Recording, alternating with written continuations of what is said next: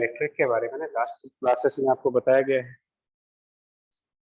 तो हम लोगों ने एक जो क्लास पढ़ी थी उसमें डाइलेक्ट्रिक कांस्टेंट को डिफाइन किया था और डेफिनेशन क्या दी गई थी डाइलेक्ट्रिक कांस्टेंट की कि अगर कहीं पर कोई इलेक्ट्रिक फील्ड है उसको ई नॉट मान ले और उस इलेक्ट्रिक फील्ड में जब हम एक डाइलेक्ट्रिक को इंसर्ट कर देते हैं विद सब कांस्टेंट कैपिटल के, तो ये हमने सेकंड लास्ट लेक्चर में बताया था कि जब डाइलेक्ट्रिक इंसर्ट कर देते हैं तो उसका इम्पैक्ट डाइलेक्ट्रिक के अंदर वाले इलेक्ट्रिक फील्ड पर कुछ पड़ता है और ये कहा गया था ई नॉट बाई के। उसका रीजन भी बताया गया था क्यों होता है। उसमें ये कहा था हम लोगों ने कि जो इलेक्ट्रिक फील्ड के अंदर जब डाइलेक्ट्रिक को लाते हो तो इसके जो पोलर मॉलिक्यूल्स हैं वो सब अलाइनमेंट कर लेते हैं, जिसकी वजह से इलेक्ट्रिक फील्ड के अपोजिट वाली फेस पर नेगेटिव चार्जेस अपीयर हो जाते हैं और इलेक्ट्रिक फील्ड के साइड वाले फेस पर, जिस तरफ इलेक्ट्रिक फील्ड है उस तरफ जो फेस है उधर वाले फेस पर पॉजिटिव चार्ज आ जाते हैं। और ये जो चार्ज डाइलेक्ट्रिक के सरफेसेस पर क्रिएट होते हैं इनके अंदर के पोलर मॉलिक्यूल्स की अलाइनमेंट करने की वजह से, ये चार्जेस, पहली बात ये जो चार्ज हम डाइलेक्ट्रिक के अंदर दिखा रहे हैं ये किस टाइप के चार्ज है, ये जो प्लस माइनस है। तो हम लोगों ने एक बात ये भी कही थी, थोड़ा सा 2 लेक्चर पहले की बात याद दिलाए कि डाइलेक्ट्रिक के अंदर पोलर मॉलिक्यूल्स होते हैं जो कि रैंडम ओरिएंटेड होते हैं। हमने HCl का एग्जांपल भी आपको लिया था उस टाइम पर, याद करोगे? Yes sir. Yes sir. Yes sir. तो हाँ, तो उसमें ये भी कहा मैंने बताया था और आपको वैसे भी पता है केमिस्ट्री से कि जो हमारा इस टाइप के एटम्स होते हैं, मॉलिक्यूल होते हैं, उनमें एक के पास थोड़ा सा नेगेटिव चार्ज आता है डेल्टा माइनस और एक के पास पॉजिटिव चार्ज आता है डेल्टा प्लस। और इसका रीजन शायद आप लोग केमिस्ट्री में ज्यादा बेटर तरीके से बताते हो कि ऐसा क्यों होता है। इलेक्ट्रोनेगेटिविटी। हाँ, मेरा पॉइंट ये है कि ये जो प्लस चार्ज और माइनस चार्ज हाइड्रोजन और क्लोरीन के ऊपर हैं, क्या ये फ्री चार्जेस हैं? जैसे कि कंडक्टर में इलेक्ट्रॉन्स फ्री होते हैं उस तरीके से ये फ्री है कि इनको हम चाहें तो हाइड्रोजन पर से हटा करके मूव कर सकते हैं? No sir. नहीं नो होते, सर। नो क्योंकि जो केमिस्ट्री कहती है वो ये कहती है कि इन दोनों के बीच में बॉन्डिंग होती है, कोवेलेंट बॉन्डिंग होती है इनके बीच में। यानी कि ये जो चार्जेस हैं ये बॉन्डेड हैं, बाउंड है, ये फ्री चार्ज नहीं आते। फ्री चार्ज किसको कहते हो? जिसको कि हम उस मटेरियल में एक प्लेस से दूसरे प्लेस पर ट्रेवल करा सकते। इन चार्जेस को आप ट्रेवल नहीं करा सकते। तो ये जो डाइलेक्ट्रिक के सरफेसेस पर चार्ज अपीयर हो रहे हैं इन्हीं को हम बाउंड चार्जेस कह रहे हैं। ये जो नेगेटिव चार्ज है और ये जो पॉजिटिव चार्ज है, बिकॉज ये नेगेटिव पॉजिटिव एक्चुअली उनके एटम्स के पार्शियल नेगेटिव पॉजिटिव चार्जेस हैं, they are known as bound charges, या फिर इनको कुछ बुक्स में इंड्यूस चार्जेस भी कहा गया है, पोलराइज्ड चार्ज भी कहा गया है। और यही टॉपिक भी था हमारा, फ्री और बाउंड चार्जेस। तो बाउंड चार्जेस का मतलब वो देखने में पॉजिटिव चार्ज है, नेगेटिव चार्ज है, बट ये पॉजिटिव नेगेटिव अलग अलग नहीं कर सकते आप, क्योंकि ये पॉजिटिव और नेगेटिव के बीच में एक बॉन्डिंग है, कोवेलेंट बॉन्डेड है। ये बॉन्डेड चार्ज का मतलब हो गया ये बाउंड चार्जेस। और इसकी वजह से क्या होता था कि जो ये प्लस माइनस के चार्ज सरफेसेस पर हैं जिनको बाउंड चार्ज का नाम दे रहे हैं, उनकी वजह से एक इलेक्ट्रिक फील्ड अपोजिट डायरेक्शन में जनरेट होती थी, जिसको ED कह रहे हैं, that is electric field by the dielectric. Electric field by the dielectric जो कि एक्सटर्नल इलेक्ट्रिक फील्ड के अपोजिट। बोलो। Yes sir. Yes sir. ठीक। और इसी की वजह से जो हमारा एक्सटर्नल इलेक्ट्रिक फील्ड के अपोजिट जब डाइलेक्ट्रिक इलेक्ट्रिक फील्ड जनरेट कर देता था, तो उसकी वजह से डाइलेक्ट्रिक के अंदर में जो टोटल यानी कि नेट इलेक्ट्रिक फील्ड की स्ट्रेंथ थी इनसाइड द डाइलेक्ट्रिक, उसके बारे में स्टेटमेंट कहा गया था कि ये नेट इलेक्ट्रिक फील्ड कम हो जाती है। और ये कहा गया था कि जो नेट इलेक्ट्रिक फील्ड डाइलेक्ट्रिक के अंदर होती है वो external electric field divided by the capital के डाइलेक्ट्रिक कांस्टेंट रेशियो। ठीक। हाँ, ये सब हमारा 2 लेक्चर पहले हो चुका है। यस। ठीक है। अब आज हमारा कंसर्न ये है कि जो डाइलेक्ट्रिक के सरफेस पर चार्जेस अपीयर हो रहे हैं जिनको कि आप बाउंड चार्ज कह रहे हो, इन चार्जेस की सरफेस डेंसिटी कितनी होगी, यानी कि ये 1 मीटर स्क्वायर एरिया के ऊपर कितना चार्ज आएगा,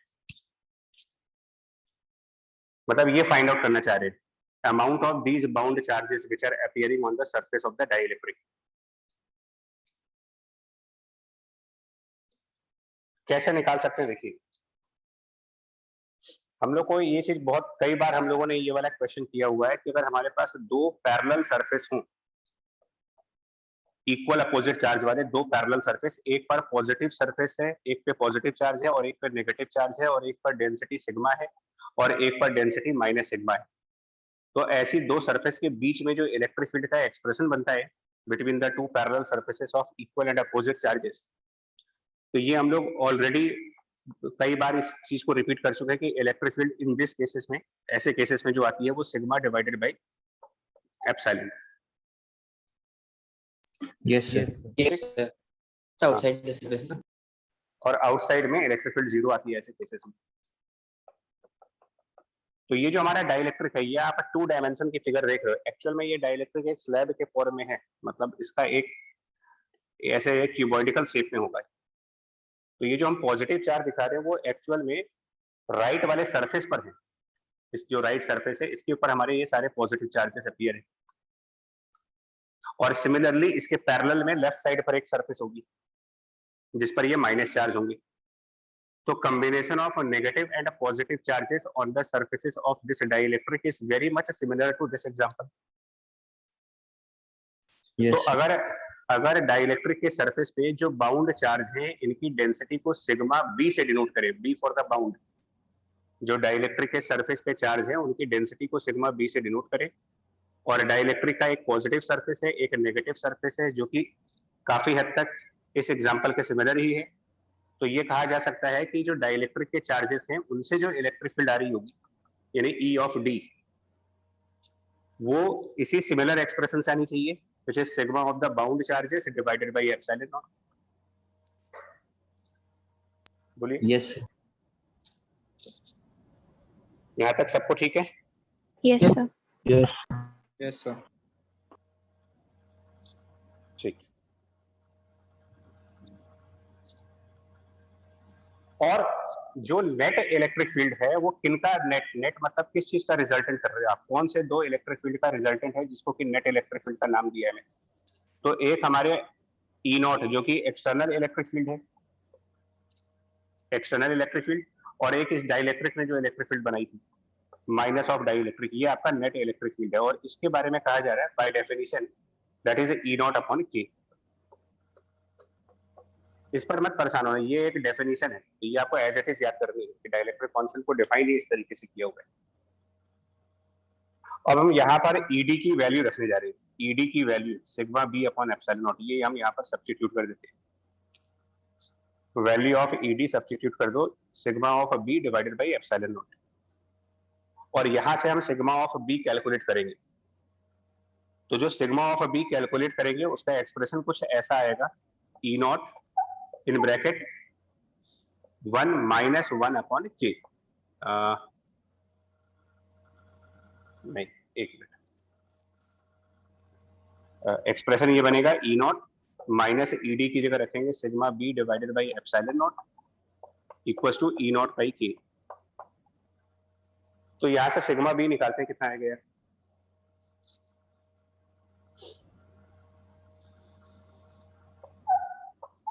ये आ जाएगा epsilon multiplied by E naught into 1 minus 1 by K। Check करना जरूर। Yes, sir. Yeah. Yes, है ना, sir. ये से ठीक। Yes, sir. तो ये रिपीट करने की जरूरत है या आ रहा है समझ में? एक बार रिपीट Sir, आगे. एक बार रिपीट कर दीजिए। समराइज कर देते हैं, रिपीट तो नहीं, समराइज कर देते हैं। देखो एक्चुअली 2 लेक्चर पहले वाली थ्योरी का को कंटिन्यू कर रहे हैं। सबसे पहले देखिए क्या होता है कि जब कोई इलेक्ट्रिक फील्ड किसी फ्री स्पेस में होती है, पहले इस बात को कंपेयर करना। फ्री स्पेस मतलब वैक्यूम। तो जब आप फ्री स्पेस के अंदर कोई डाई इलेक्ट्रिक डाल देते हो तो होता क्या है, एक जल्दी जल्दी बता देते हैं। जैसे ही आप फ्री स्पेस में डाई इलेक्ट्रिक डालते हो तो होता क्या है कि जो पहले से जो वहां पर इलेक्ट्रिक फील्ड थी, फ्री स्पेस में जो पहले से इलेक्ट्रिक फील्ड थी, उस इलेक्ट्रिक फील्ड की वजह से डाइलेक्ट्रिक के अंदर के पोलर मॉलिक्यूल इलेक्ट्रिक फील्ड के पैरेलली अलाइनमेंट कर लेते हैं। उस अलाइनमेंट करने की वजह से डाइलेक्ट्रिक की एक सरफेस पर नेगेटिव चार्ज और डाइलेक्ट्रिक की एक सरफेस पर पॉजिटिव चार्ज आ गया। बट क्योंकि वो चार्जेस कोवेलेंट बॉन्डेड है, तो उनको हमने नाम दे रखा है बाउंड चार्जेस का। ये जो बाउंड चार्जेस सरफेसेस पर अपीयर हो रहे हैं, ये मिल करके एक electric field against the external electric field generate करते हैं। एक्सटर्नल इलेक्ट्रिक फील्ड और डाइलेक्ट्रिक की इलेक्ट्रिक फील्ड का जो रिजल्टेंट वैल्यू है, यानी कि नेट इलेक्ट्रिक फील्ड, वो एक्सटर्नल का 1/k टाइम्स है। This is by definition of the dielectric constant. और डाइलेक्ट्रिक की जो इलेक्ट्रिक फील्ड है, उसको फाइंड आउट करने के लिए मैंने एक दूसरा एग्जांपल यूज किया है कि अगर हमारे पास दो पैरेलल सरफेसेस हों इक्वल अपोजिट चार्ज वाले, तो ये सरफेसेस जो इलेक्ट्रिक फील्ड बनाते हैं वो सिग्मा बाई एप्सिलॉन नॉट है। इस कंसेप्ट को यहाँ पर यूटिलाइज करो कि अगर यहाँ पर सिग्मा बी की डेंसिटी है, यहाँ पर माइनस सिग्मा बी की डेंसिटी है, और ये सिचुएशन इसके सिमिलर है, तो अगर यहाँ का answer sigma by epsilon not है, तो डाइलेक्ट्रिक की वजह से जो इलेक्ट्रिक फील्ड आएगी वो sigma B upon epsilon naught आएगी। फिर हमने नेट इलेक्ट्रिक फील्ड को रिप्लेस करके लिख दिया एक्सटर्नल माइनस डाइलेक्ट्रिक, और E naught by K, this is by definition. पर डाइलेक्ट्रिक के इलेक्ट्रिक फील्ड को रिप्लेस किया sigma B divided by epsilon naught से, और फिर इसको सॉल्व करके सिग्मा बी निकाल दिया। और रिपीट करें एक बार या हो जाएगा? Yes, sir. No, understood. Yes. हो जाएगा। ठीक। तो अब हमें इस रिजल्ट को, ये वाला रिजल्ट हमें याद रखना है। ये रिजल्ट दैट सिग्मा मतलब होता है कितने coulomb charge 1 metre square area के पर होंगे। This is called surface charge density. B stand for the bound charges. Surface charge density of the bound charges का मतलब ये हुआ कि डाइलेक्ट्रिक के सरफेस पे जो चार्ज इंड्यूस हो रहे हैं 1 मीटर स्क्वायर एरिया के ऊपर, उसकी value epsilon multiplied by the external electric field into 1 minus 1 upon के।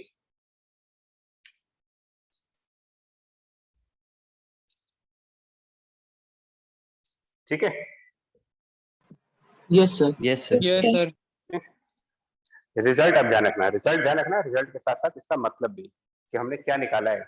हमने इलेक्ट्रिक फील्ड ई नॉट की वजह से डाइलेक्ट्रिक में जो चार्ज इंड्यूस हुआ है उसकी डेंसिटी फाइंड आउट की है सिग्मा बी।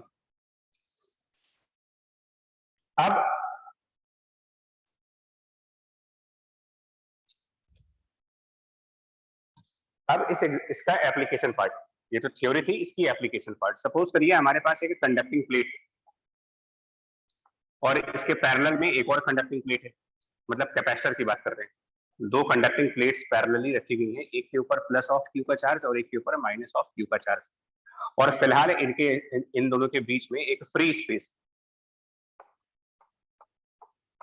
मतलब वैक्यूम। तो अगर पूछा जाए कि इस टाइम पर इन दोनों प्लेट्स की वजह से अंदर क्या इलेक्ट्रिक फील्ड जनरेट हो रही होगी, यहाँ पर अगर इलेक्ट्रिक फील्ड कैलकुलेट करने को दिया जाए कैपेसिटर का एग्जांपल है, एक पर प्लस क्यू का चार्ज और एक पर माइनस क्यू का चार्ज, और सपोज प्लेट्स का एरिया हमें दिया होगा कैपिटल ए का, तो ये सेम रिजल्ट हुआ सिग्मा अपॉन एप्सिलॉन नॉट वाला, because positive negative charge. Yes. और सिग्मा को हम लिख सकते हैं यहाँ पर चार्ज पर यूनिट एरिया। तो अगर चार्ज क्यू है और एरिया ए है, तो sigma will become Q upon A and divided by epsilon not. So Q divided by A epsilon not, यहाँ पर इलेक्ट्रिक फील्ड होगी फ्री स्पेस। इसको मैं ई नॉट से डिनोट कर देता हूँ, ये क्यू नॉट, ये क्यू नॉट, ये क्यू नॉट और ये ई नॉट। अब अगर मान लीजिए इस फ्री स्पेस की जगह पर डाइलेक्ट्रिक आ जाए, जैसा कि लास्ट क्लास के क्वेश्चंस में कर रहे थे कि कैपेसिटर के अंदर डाइलेक्ट्रिक डाल दें, तो बस डिनोमिनेटर में क्या आ जाएगा? हाँ नहीं वो तो आएगा, बट अब थोड़ा सा डिटेल में, एक्चुअली गॉस लॉ पे आ रहे हैं ना। जब आप इस कैपेसिटर में जहां पर फ्री स्पेस था, उस फ्री स्पेस को हटा दीजिए, मतलब कि वैक्यूम को हटा करके उस वैक्यूम वाली स्पेस को हमने कोई मटेरियल से फिल किया है, ग्लास वगैरह से, कॉल्ड एज अ डाइलेक्ट्रिक। तो जैसे ही आप डाइलेक्ट्रिक मटेरियल वहां पर लाओगे, रिजल्ट तो सिमिलर ही होगा ना जो अभी पढ़ा था आपने। जैसे ही आप डाइलेक्ट्रिक लाओगे, डाइलेक्ट्रिक की लेफ्ट साइड पर नेगेटिव चार्जेस आने लगेंगे और डाइलेक्ट्रिक की राइट साइड पर पॉजिटिव चार्ज आ जाएंगे।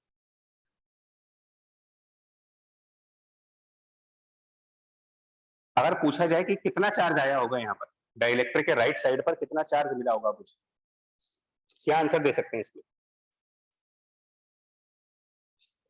तो इसको क्यू बाउंड कह रहे हैं, क्यू बी। देखिए जो प्लेट के ऊपर चार्ज है वो फ्री चार्ज है, क्योंकि ये कंडक्टर के ऊपर है, कंडक्टर में फ्री चार्जेस होते हैं। तो ये जो क्यू नॉट आप देख रहे हो ना, ये फ्री चार्ज कहलाएगा, because it is on the conductor. Similarly ये क्यू नॉट भी फ्री चार्ज है, क्योंकि ये भी कंडक्टर के ऊपर है। लेकिन ये प्लस माइनस फ्री नहीं है, क्योंकि ये जो प्लस और माइनस है ये किसी मॉलिक्यूल के पॉजिटिव नेगेटिव चार्ज है जिनके बीच में बॉन्डिंग है, ये अलग अलग नहीं रह सकते यहाँ पर।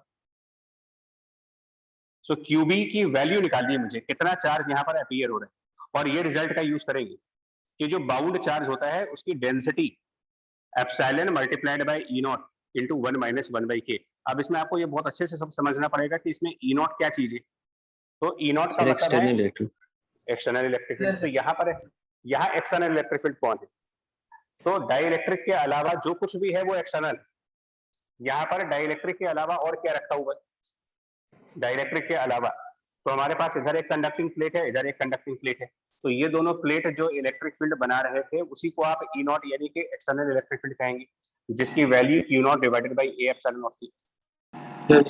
Yes sir. यानी कि जो सिग्मा बी होगा, एक्चुअली हमें चार्ज निकालना है, तो चार्ज निकालने के लिए सिग्मा को एरिया से मल्टीप्लाई करेंगे और सिग्मा को रिप्लेस करेंगे यहाँ पर by this expression epsilon naught E naught. But E naught की जगह पर वैल्यू क्या रखने जा रहे हैं? एप्सिलॉन ई नॉट में ई नॉट की जगह ये value Q not upon A epsilon into 1 minus 1 by के, और साथ में ये वाला एरिया। एरिया का फैक्टर कैंसिल कर जाएगा और इसके बाद जब सिंप्लीफाई करेंगे तो क्यू ऑफ बाउंड चार्ज की वैल्यू मिल जाएगी आपको क्यू नॉट 1 माइनस 1 अपॉन के। इसको भी चेक कर लो, Q of bound charge. Yes sir, यही आ रहा है। ठीक, और क्यू नॉट कौन सा चार्ज है एक बार फिर से बोलते हैं, ये भी बाउंडेड है क्या या ये फ्री चार्ज? फ्री चार्ज है। फ्री चार्ज है। क्यों फ्री चार्ज कह रहा है? हाँ, इसको फ्री चार्ज बोलने का रीजन क्योंकि वो प्लेट कंडक्टिंग प्लेट पे है। हाँ, और कंडक्टर की प्लेट के चार्ज को आप कम ज्यादा कर सकते हो, बैटरी लगा दो वो कम ज्यादा हो जाएगी, तो वो फ्री है। यानी कि बाउंड चार्ज बराबर free charge, bound charge equal to free charge into 1 minus 1 by K. एक बार फिर से रिपीट कर दे रहे, फ्री चार्ज का मतलब वो चार्ज जो कंडक्टर्स पे होंगे, और बाउंड चार्ज का मतलब है वो चार्जेस जो डाइइलेक्ट्रिक के सरफेसेस पे होंगे। तो चार्ज बाउंडेड चार्ज मतलब charge on the surface of dielectric is equal to free charge मतलब charge on the conductor multiplied by 1 minus 1 upon K. ये भी एक सेकंड रिजल्ट है जिसको मुझे याद रखना है। अब इसमें क्यू नॉट की जगह पर मैं इसको क्यू फ्री कर दे रहा हूं, फ्री चार्ज। सो बाउंड चार्ज बराबर फ्री चार्ज 1 माइनस 1 बाई, ये सेकंड रिजल्ट है जिसको याद रखना है।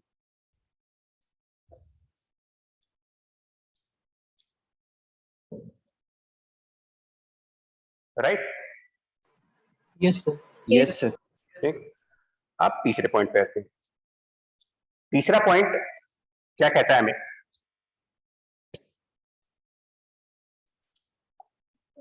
सपोज दैट कि हमारे पास एक बार फिर से ये दो कंडक्टिंग प्लेट्स हैं, वापस उसी पर आ रहे हैं, दो conducting plates having some charges Q not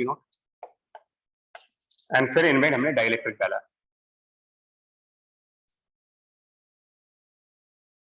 अब आपको रिवर्स मैकेनिज्म लगा दी। डाइइलेक्ट्रिक जब डालोगे तो डाइइलेक्ट्रिक के ऊपर एक माइनस का चार्ज आएगा और यहाँ पर एक प्लस का चार्ज आएगा। ये चार्जेस कितने आएंगे डाइइलेक्ट्रिक के यहाँ पर, और यहाँ पर जो चार्ज आएंगे इधर माइनस में इधर प्लस में, तो इन्हीं की वैल्यू तो निकाली अभी हम लोगों ने।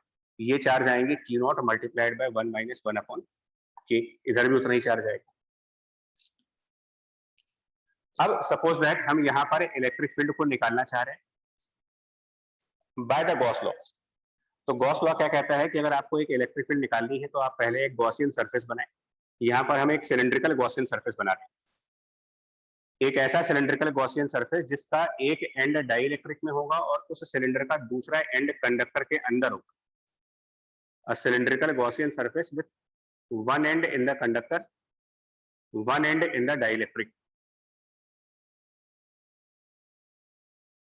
और सपोज दैट जो एंड डाइइलेक्ट्रिक पे है वहां पर इलेक्ट्रिक फील्ड की वैल्यू ई है, डाइइलेक्ट्रिक के अंदर इलेक्ट्रिक फील्ड ई, और जो एंड कंडक्टर के अंदर है वहां पर इलेक्ट्रिक फील्ड की जो वैल्यू होगी, सिलेंडर का वो एंड जो कंडक्टिंग प्लेट के अंदर है। तो हमें इलेक्ट्रोस्टैटिक ऑफ कंडक्टर में याद है कि कंडक्टर के अंदर 0 कंडक्टर के अंदर इलेक्ट्रिक फील्ड 0 होती है, यानी यहाँ पर 0 इलेक्ट्रिक फील्ड होती है। गॉस लॉ कहता है कि जो टोटल फ्लक्स होता है वो charge inside upon epsilon not के बराबर आना चाहिए। ये गॉस लॉ स्टेटमेंट है कि flux must be equal to the charge which is inside that Gaussian surface divided by epsilon. Gauss law. तो इस सिलेंडर के अंदर कितना चार्ज है? अगर हम राइट हैंड साइड की बात करें तो charge inside the cylinder. Notice करो, सिलेंडर के अंदर एक चार्ज यहां पर अपीयर होगा जो कंडक्टर के सरफेस से निकल के आएगा, बिकॉज ये जो प्लस क्यू नॉट होगा ये कंडक्टर के पूरे सरफेस पर डिस्ट्रीब्यूटेड है। Yes, तो sir. इसमें से कुछ चार्ज हमारे सिलेंडर में आ जाएगा Yes, sir. Yes, sir. और उस सिलेंडर में एक चार्ज यहाँ से भी आएगा। ये जो माइनस चार्ज डाइइलेक्ट्रिक के सरफेस पे है इसका भी कुछ पार्ट हमारे सिलेंडर के अंदर आएगा। Yes, sir. Yes, sir. तो टोटल कितना चार्ज हमारे सिलेंडर के अंदर है वो देखिए। अगर सिलेंडर का ये वाला एरिया डेल्टा ए मान लें और प्लेट का एरिया कैपिटल ए था, तो अगर कैपिटल ए एरिया के ऊपर क्यू नॉट का चार्ज था तो डेल्टा ए एरिया के ऊपर कितना चार्ज आएगा? यूनिटरी मेथड फॉलो इतना आएगा, Q not upon A into delta A. Yes, sir. Yes, sir. और ये कौन सा चार्ज है? जो मतलब ये जो चार्ज निकाला है वो ये कंडक्टिंग प्लेट के सरफेस वाला निकाला गया है या डाइइलेक्ट्रिक वाला निकाला गया है? Q not by So dielectric. नहीं, क्यू नॉट यूज कर रहे हो। ये तो सर कंडक्टिंग और यहाँ से हाँ, इसको थोड़ा डिफिकल्ट है, इससे ध्यान समझो।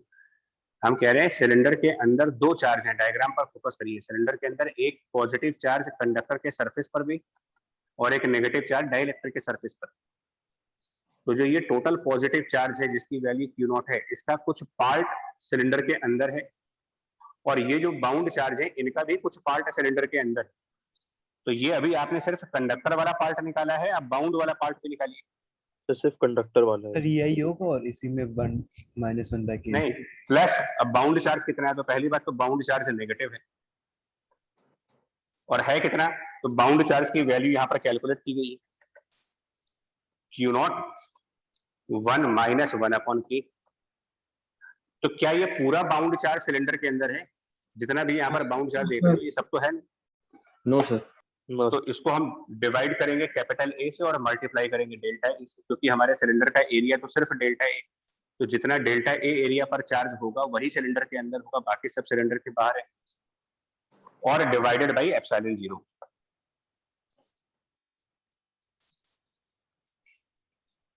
अगर इसको सिंप्लीफाई करते हैं तो क्या रिजल्ट बनता है? देखो, इस चीज को अगर हम सिंप्लीफाई करें तो क्या रिजल्ट आएगा?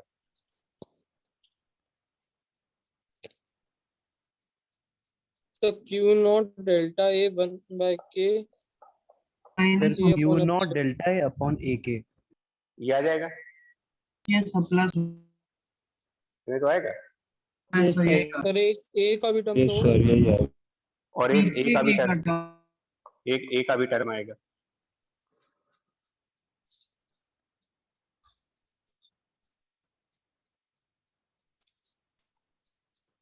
और अब आप समझो ये जो पूरा फैक्टर है Q naught delta A divided by A, ये पूरा फैक्टर क्या है? ये कौन सा चार्ज है? Q naught delta A upon A. Sir charge inside Charge by conducting plate वाला।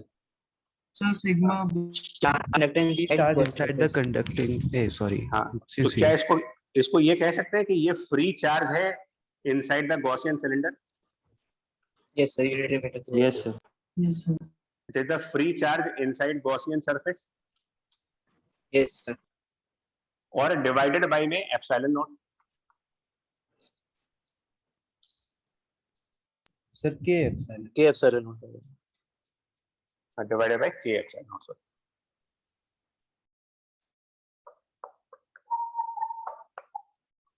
अब यानी कि गॉस लॉ पहले जब पढ़ा था हम लोगों ने तो गॉस लॉ के स्टेटमेंट कुछ अलग थे। पहली बार जब गॉस लॉ पढ़ा गया था तो ये कहा गया था कि फ्लक्स बराबर charge inside and divided by the epsilon not. आज जब आप पढ़ रहे हो तो आपके डिनोमिनेटर में एप्सिलॉन के साथ कुछ और भी आ रहा है। यस सर K का टर्म क्या है? अब आपको यहाँ पर थियोरेटिकल क्वेश्चन भी समझना है और ऑब्जेक्टिव उसमें सब्जेक्टिव भी, मतलब न्यूमेरिकल भी। K1 रखते थे क्योंकि एयर में लेते थे केसेस। नहीं नहीं, वो बच्चा नहीं है, वो प्रॉब्लम नहीं है। आप थोड़ा डीपली देखो इसमें क्या हो रहा है। गॉस क्या कह रहे हैं कि आपको अंदर का चार्ज लेना है। क्या गॉस लॉ में ऐसा कुछ मेंशन है कि इनसाइड का जो चार्ज है वो कौन सा चार्ज लेना है आपको? फ्री वाला लेना है कि बाउंड वाला लेना है? वाला लेते हैं। No sir. No sir. बच्चा ध्यान से सुनो, यहाँ पर आप बहुत गलती कर जाओगे। इस स्टेप के पहले वाला स्टेप देखिए, इस स्टेप से पहले वाला स्टेप, यहाँ पर न्यूमरेटर में जो मैंने लिखा है वो कौन सा चार्ज लिखा है ये बताइए। यहाँ न्यूमरेटर में कौन सा चार्ज लिखा है? Total Q inside. Free charge minus bound. Free वाला भी लिया, फ्री वाला चार्ज भी लिया, मतलब कंडक्टर वाला भी लिया है और डाइलेक्ट्रिक वाला भी लिया है। Total Yes, charge. sir. Yes sir. तो अगर आप न्यूमरेटर में फ्री चार्ज और डाइलेक्ट्रिक का चार्ज दोनों का कॉम्बिनेशन यूज कर रहे हैं तो डिनोमिनेटर में एप्सिलॉन नॉट रखेंगे। Yes sir. और यही चीज सिंपलीफाई होकर के ये बन रही है। मतलब गॉस ये कह रहे हैं कि जो फ्लक्स है वो Q inside upon epsilon not है। इसमें जो Q इनसाइड है ये फ्री प्लस बाउंड दोनों ही है।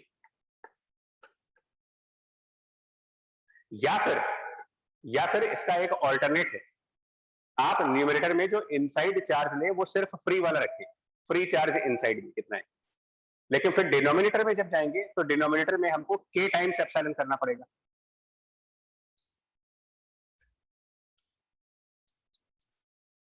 सर तो मतलब ये क्वेश्चन को तरीके से सॉल्व कर सकते हैं? नहीं, आपको पूरी बात बता रहे क्या हो रहा है, पूरी बात बता रहा हूँ क्या करना है।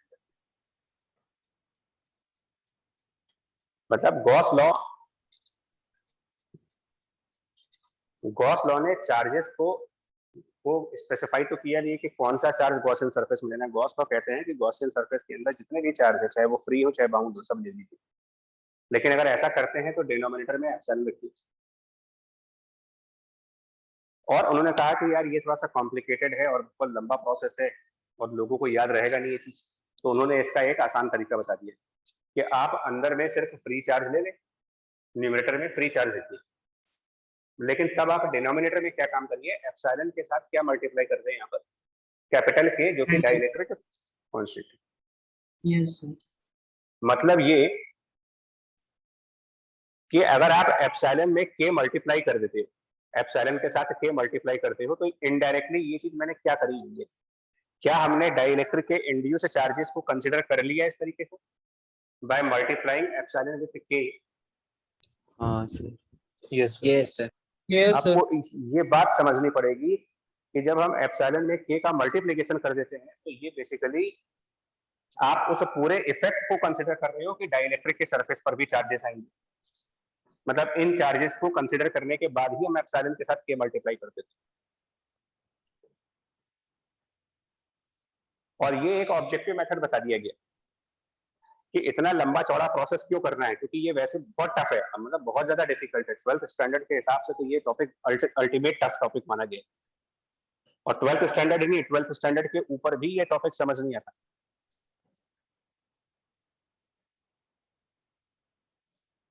इसीलिए हमारी बुक्स में ऐसा लिखा जाता है, हमारी जितनी भी किताबें हैं, चाहे आप अपने स्कूल लेवल किताब देखो, HCV देख लो या कोई भी, उन्होंने क्या कहा हुआ है कि जब वैक्यूम की जगह मीडियम आ जाए तो आपको हमेशा बुक वाले एक काम कहते हैं कि आप एप्सिलॉन के साथ K मल्टीप्लाई कर देना।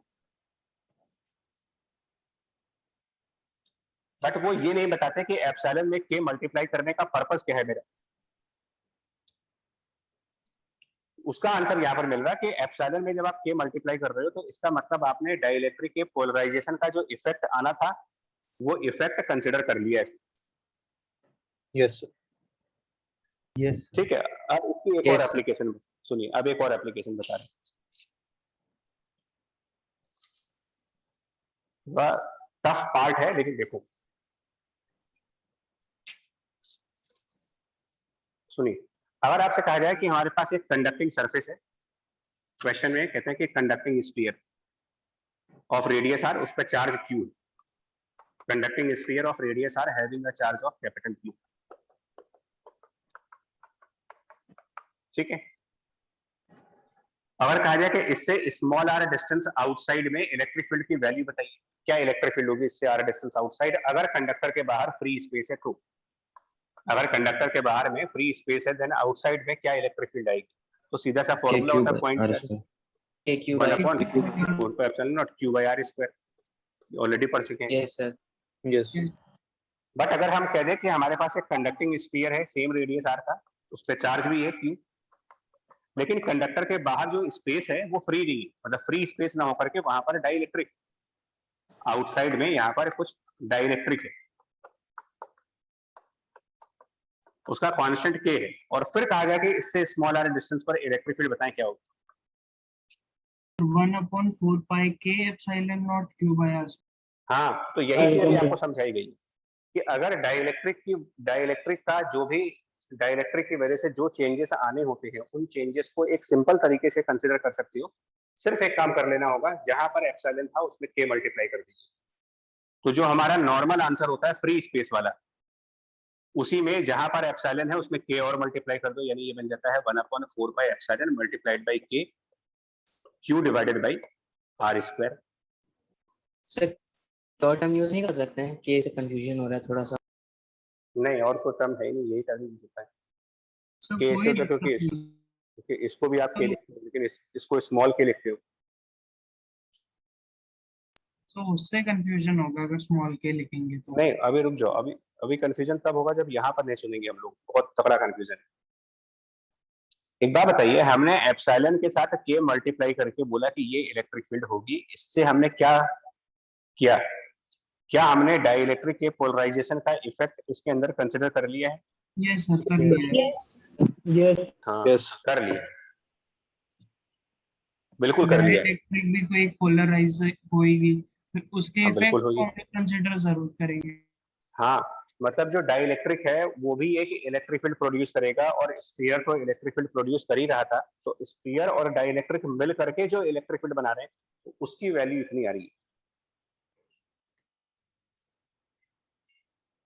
सर इस k की वैल्यू स्पेसिफाइड रहेगी हम लोग को क्वेश्चन। हाँ, डाइलेक्ट्रिक कांस्टेंट दिया जाता है क्वेश्चन में।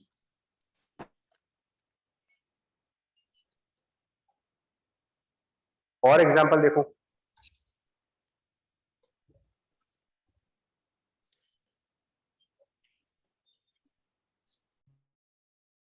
सर बाय डेफिनेशन भी कह सकते हैं E net is external field upon K। नहीं वो तो है, बिल्कुल सही, वो भी कह सकते हैं। और मैं देखिए, हम लोगों ने कूलम्स लॉ पढ़ा था। कूलम्स लॉ में ये कहा गया था कि अगर दो point charges Q1 and Q2 हैं और उनमें सेपरेशन स्मॉल r का है and they are placed in a free space, मतलब वैक्यूम में, तो इनके बीच में जो फोर्स ऑफ इंटरेक्शन है, अट्रैक्शन या रिपल्सन, वो डिपेंड करता है सिमिलर चार्ज है या फिर डिसिमिलर चार्जेस है। But formula of coulomb force था 1/4 pi epsilon 0 Q1 Q2 divided by r square. This was Coulomb's law. But now imagine करें, और ये बुक्स में ना स्टार्टिंग में ही बता दिया जाता है, एक्चुअली प्रॉब्लम ये होती है कि अगर हम Q1 और Q2 को अभी भी r सेपरेशन पे लें, but now they are placed in a medium, suppose that glass, जिसका कोई डाइलेक्ट्रिक कांस्टेंट है, now the force will be sir नीचे k का टर्म आ जाएगा। 1/4 pi epsilon capital K Q1 Q2 divided by R square. r। ये आपको समझाने की कोशिश कर रहा हूँ कि डाइलेक्ट्रिक की इफेक्ट को कंसिडर करने के लिए हमें बहुत ज्यादा फिजिक्स नहीं लगानी है। जो क्वेश्चंस हम अभी तक करते आए हैं फ्री स्पेसेस में, अगर वही फ्री स्पेस की जगह डाइलेक्ट्रिक होगा तो ऐसा नहीं है कि मुझे फिर से कोई डेरिवेशन करनी। जो रिजल्ट्स पहले के थे उन रिजल्ट्स में सिर्फ एक करेक्शन करो, जहां एप्सिलॉन दिख रहा हो आपको उसमें k का मल्टीप्लिकेशन कर दो। बस ये काम करते ही हम लोगों ने क्या कर लिया है, कैपिटल के मल्टीप्लाई करते ही हमने डाइलेक्ट्रिक की जो प्रेजेंस है और उस डाइलेक्ट्रिक का जो इफेक्ट होना चाहिए था वो इफेक्ट इसके अंदर कंसिडर कर लिया।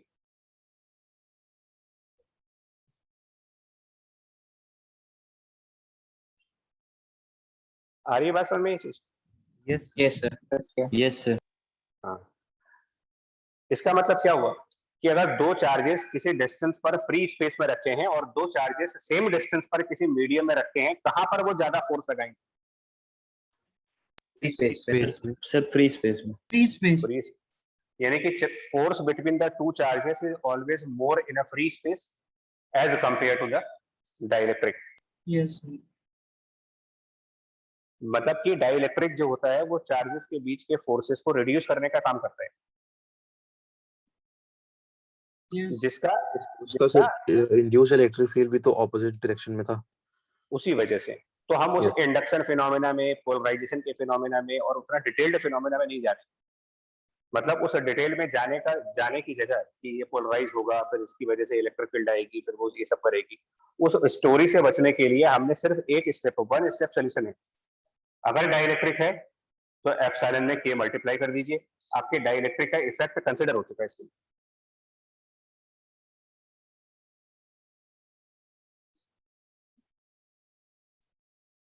ठीक है, बोलो। सर यस सर जैसे गॉस लॉ वाले और कंडक्टर्स वाले चैप्टर में हम लोग एक केस पढ़ रहे थे नॉन कंडक्टर्स का, उसके अंदर से नॉन कंडक्टर्स की सरफेस के अंदर में इलेक्ट्रिक फील्ड होती थी। अगर डाइपोल अगर उसके तो दोनों केस सेम हो जाएंगे, मतलब क्या नॉन मेटल को सर कंसिडर नहीं करेंगे फिर? प्रॉब्लम बच्चा, एक्चुअल प्रॉब्लम बताओ, मतलब ऐसे तो नहीं बता पाएंगे। सर अगर कोई प्रॉब्लम नहीं सर, ऐसे ही सर डाउट उठा था सर पूछ किया सुनिए, था। पहले बताते हैं, चलिए पहले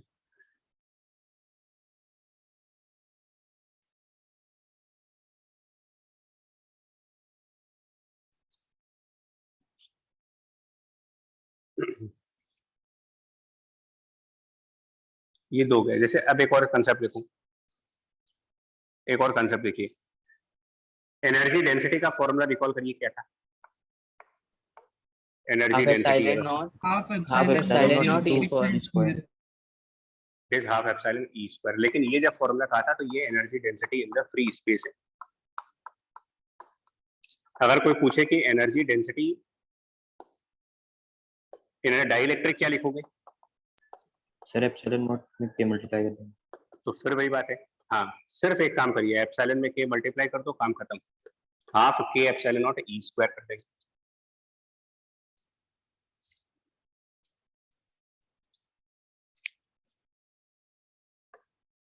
अब अभी भी नहीं क्लियर हुआ कुछ कि हम डाइलेक्ट्रिक के इफेक्ट को कैसे कंसिडर करते हैं? हो गया। हो गया है ना, मतलब कि एप्सिलॉन में के मल्टीप्लाई किया, उसके बाद अब आप डाइलेक्ट्रिक को भूल जाओ, डाइलेक्ट्रिक की कहानी खत्म। एप्सिलॉन में के मल्टीप्लाई करते ही डाइलेक्ट्रिक का चक्कर पूरा खत्म हो गया कि डाइलेक्ट्रिक में क्या हो रहा है उससे हमें कोई मतलब नहीं।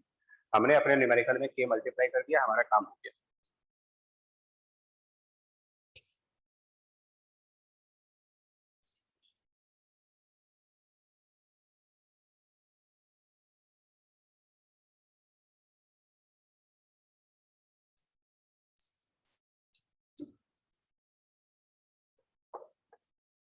और प्रॉब्लम देखो, अभी जैसे एक क्वेश्चन कह रहे हैं, मान लो हमारे पास एक नॉन कंडक्टिंग स्फीयर है,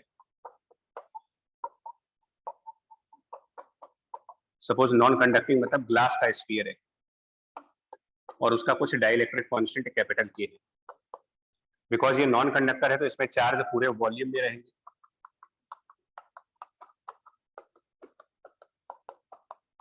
एंड उन चार्जेस की अपनी एक डेंसिटी है रो, बट इस बार जो रो होगा, क्योंकि ये वॉल्यूम के अंदर है, तो ये कूलम्ब पर मीटर क्यूब होता है, मतलब वॉल्यूम डेंसिटी। रिकॉल करना, ये चैप्टर भी हो चुका है। सेंटर से स्मॉल आर डिस्टेंस अंदर में इलेक्ट्रिक फील्ड की वैल्यू का फॉर्मूला है, अगर नॉन कंडक्टिंग स्फीयर के अंदर निकालते हैं, रेडियस इसके अंदर कैपिटल आर हो।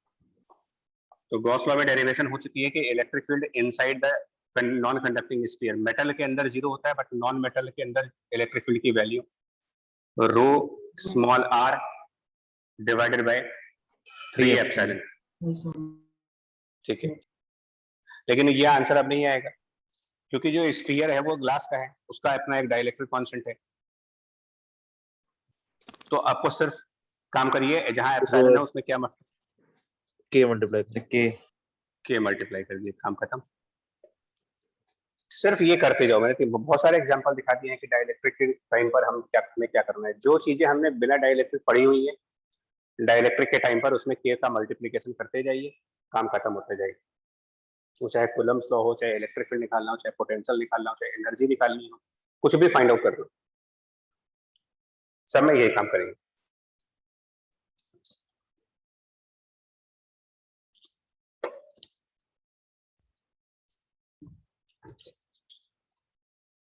हटा दे इसको।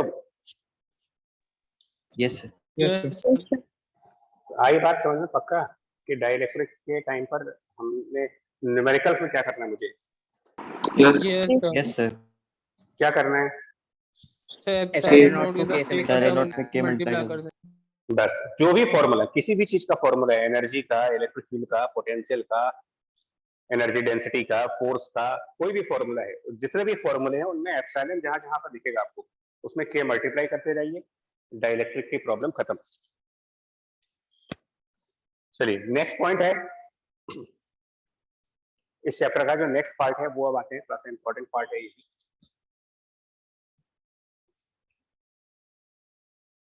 सर्किट्स, जो किरचॉफ लॉ के ऊपर आएंगे, सर्किट्स एंड लॉज।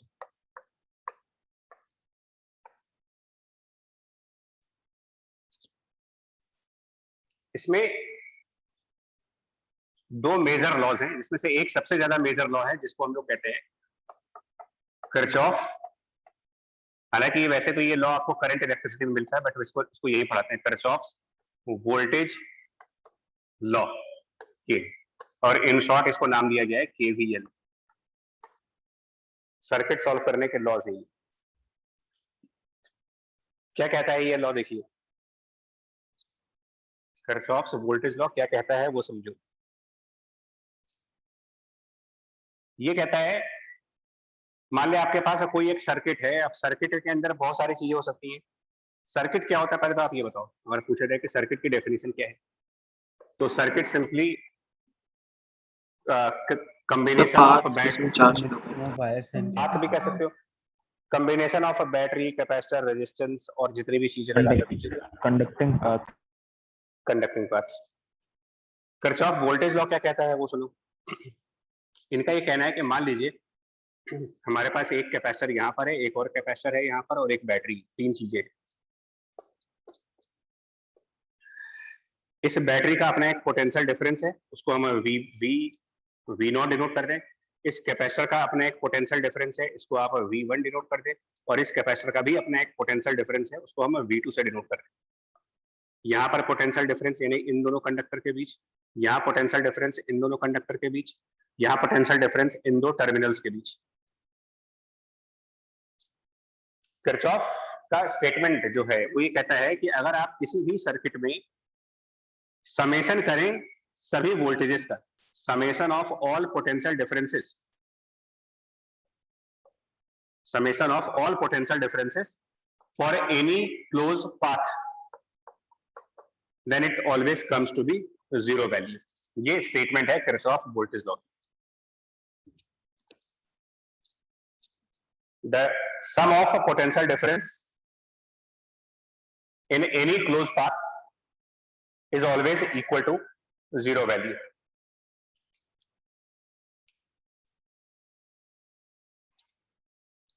इसको सर्किट में कैसे लगाओगे? देखो ये हमारा एक क्लोज पाथ है, सपोज इसमें हम कुछ पॉइंट्स के नाम दे रहे हैं, A point, B point, C point, D point, E point and इस तरीके से। अब बहुत ध्यान से सुनना, आप इस पूरे सर्किट में कोई एक पॉइंट स्टार्टिंग के लिए कंसिडर करो, A B C D E, कोई एक पॉइंट कंसिडर कर ले जहां से हम स्टार्ट करने जा रहे हैं। सपोज हम पॉइंट ए से स्टार्ट करने जा रहे हैं, ए से बी की तरफ हम जाएंगे, ए से बी हम ट्रेवल करेंगे, बी से सी ट्रेवल करेंगे, सी से डी जाएंगे, डी से वापस ई आएंगे, और ई से वापस पॉइंट ए पर चलेंगे। clockwise चलेंगे। नहीं, ऐसा कुछ नहीं है, आप क्लॉकवाइज चलना ऐसा कोई रूल नहीं है, आपको सिर्फ अपने पाथ को कंप्लीट करना है। मतलब जिस पॉइंट से आपने स्टार्ट किया है, आप सर्किट की जो वायर्स हैं, सर्किट के जो वायर्स हैं, जो कैपेसिटर्स हैं, जो बैटरीज हैं, आप सर्किट के अलोंग ट्रेवल करते हुए वापस उस पॉइंट पर आ जाइए जहां से स्टार्ट किया। तो हमने पॉइंट ए से स्टार्ट किया, मान लो हमें ट्रेवल करना था वायर्स के साथ साथ, जहां जहां वायर जा रही है वहां वहां हम भी ट्रेवल कर रहे हैं, ए से B, B to C, C to D. Clockwise या एंटी क्लॉकवाइज मैटर नहीं करता। यस सर, लेकिन पॉजिटिव टर्मिनल लेफ्ट पे तो ज्यादा सूटेबल लगता है क्लॉकवाइज जाना। वो भी, हाँ वो ठीक है, बट इसके लिए किरचॉफ का लॉ कुछ नहीं कहता। वो कहता है कि सिंपली पहले तो आप एक डिसाइड करिए क्लोज पाथ। इसके बाद आप नोटिस करो कि जब आप ए से बी गए तो क्या आपको इस जर्नी के अंदर ए से बी जाने में कोई कैपेसिटर, कोई बैटरी, कोई रेजिस्टेंस कुछ मिला था क्या वहां पर? क्या कोई ए से बी के बीच में Yes. is there anything Even. from is there anything between A to B? इसमें देखो Yes. आप क्या है, So Even capacitor. Capacitor capacitor है। तो A और B के बीच में कैपेसिटर है, तो उस कैपेसिटर का पोटेंशियल डिफरेंस भी है कितना? Yes, sir. A V1 V1। तो A और B के बीच में पोटेंशियल डिफरेंस है V1। फिर B से C जाने पर क्या कुछ है वहां पर B और C के बीच में? V2 कैपेसिटर है, Potential उसके difference. पास उसका पोटेंशियल डिफरेंस है V2। C से D जाने पर ये कंडक्टिंग वायर है, ये कंडक्टिंग वायर, ध्यान दीजिए, कंडक्टिंग वायर, और कंडक्टिंग वायर इक्वी पोटेंशियल होगी, यानी यहाँ से यहाँ तक सेम पोटेंशियल्स आएंगे। इसका मतलब पॉइंट सी और पॉइंट डी के बीच कोई पोटेंशियल डिफरेंस नहीं होगा, पोटेंशियल डिफरेंस। तो इसका मतलब सी से डी के बीच में 0 हो गया। डी से ई आने पर क्या कुछ है? Yes, sir. बैटरी को भी नॉट। तो बैटरी में पोटेंशियल डिफरेंस है Battery V V0 नॉट, है potential. यानी डी से ई में V नॉट है। ई से ए जाने पर देखिए कंडक्टिंग वायर, 0 है। कंडक्टिंग वायर, उसमें पोटेंशियल डिफरेंस नहीं होता। ठीक है, अब हमें इनका समेशन करना है और इनको सम करके 0 के बराबर करना है। लेकिन जब समेशन करेंगे तो वहां एक साइन कन्वेंशन भी है, मतलब इनको ऐड करने से पहले एक प्रॉपर साइन कन्वेंशन है। जब आप ए से बी गए तो हम प्लस से माइनस की तरफ जा रहे हैं या फिर माइनस से प्लस की तरफ आ रहे हैं? Plus से minus. फ्रॉम प्लस से फ्रॉम माइनस ए जा टू रहे बी, प्लस से माइनस जा रहे हैं, मतलब कि हाई वैल्यू से लो वैल्यू पर, हायर वैल्यू से लोअर वैल्यू पर। प्लस से माइनस का मतलब हाई टू लो। ऐसे में इसके आगे साइन कन्वेंशन लगाएंगे नेगेटिव। जब आप हाई से लो जाओगे तो negative sign. B to C जाने पर देखिए, is it from high potential to low potential और low potential to high potential? to low potential. High to low. High से लो मतलब नीचे जा रहे हैं, हायर साइड से नीचे, नीचे तो नीचे जाना है मतलब negative, Equal to V1 plus V2 आ जाएगा. नेगेटिव। 0 के आगे कोई भी साइन लगाओ क्या फर्क पड़ता है? जब डी से ई गए थे, डी टू ई, तो माइनस से प्लस की Lower तरफ जा रहे potential to higher. सर लो से हाई लो प्लस होगा सर। हैं। तो इस Positive. वोल्टेज इसके आगे पॉजिटिव साइन आएगा, दैट मीन्स, और इसके बाद 0 है। एक बार फिर से बोलता हूँ, पोटेंशियल डिफरेंस में किसके आगे प्लस रखना है और किसके आगे माइनस रखना है, ये कैसे डिसाइड कर रहे हैं?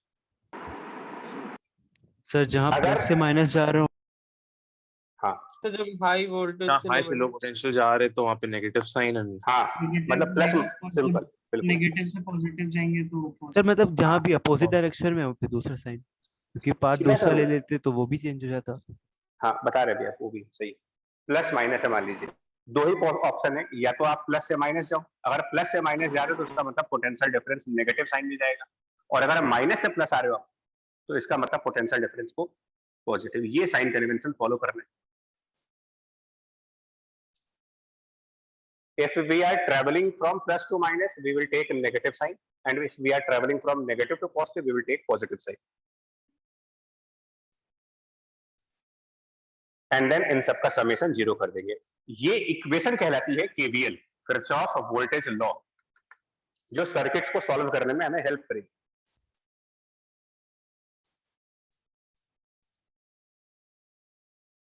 बोलो यहाँ तक आप। Yes sir yes sir yes ठीक है, ठीक। अब जैसे इन्होंने कहा कि मान लो हम सर्किट को हम स्टार्ट तो ए से करेंगे, जैसे अभी इन्होंने कहा कि क्लॉकवाइज और एंटी क्लॉकवाइज में क्या फर्क है, सपोज ए से है। अब हमने कहा हम ए से पहले ई जाएंगे, ई से के बाद डी जाएंगे, डी के बाद सी जाएंगे, सी के बाद बी जाएंगे और बी से वापस ए जाएंगे। तो ऐसे भी कर सकते हो, आप क्लॉकवाइज चलना चाहो, एंटी क्लॉकवाइज चलना चाहो, मर्जी आपकी। चलिए, ए और ई के बीच में क्या है? कंडक्टर है 0 हो जाएगा sir potential difference. Conducting wire 0। ई और डी के बीच में सो बैटरी माइनस प्लस से माइनस माइनस Minus हाँ, होगा। अब माइनस लेकिन अब देखिए, ई से डी जा रहे, ई से डी, ई से डी जा रहे, प्लस से माइनस जा रहे, higher to lower negative negative negative.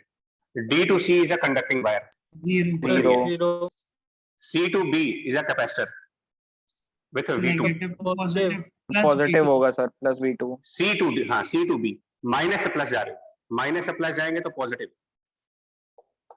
And B to A, minus से प्लस जा रहा है, अगेन पॉजिटिव, और इसको इक्वल टू 0. क्या ये इक्वेशन और ये इक्वेशन अलग अलग है? So No, same sir. है तो दोनों. सेम है सर दोनों. Same. हाँ भाई, जब राइट हैंड साइड पे 0 है तो आप यहाँ पर साइन से इंटरचेंज भी तो कर सकते हो, माइनस को प्लस लिख सकते हो, प्लस को माइनस भी कर लो, तो आरएचएस पे तो 0 आ रहा है. यस अब आई बात समझ लो?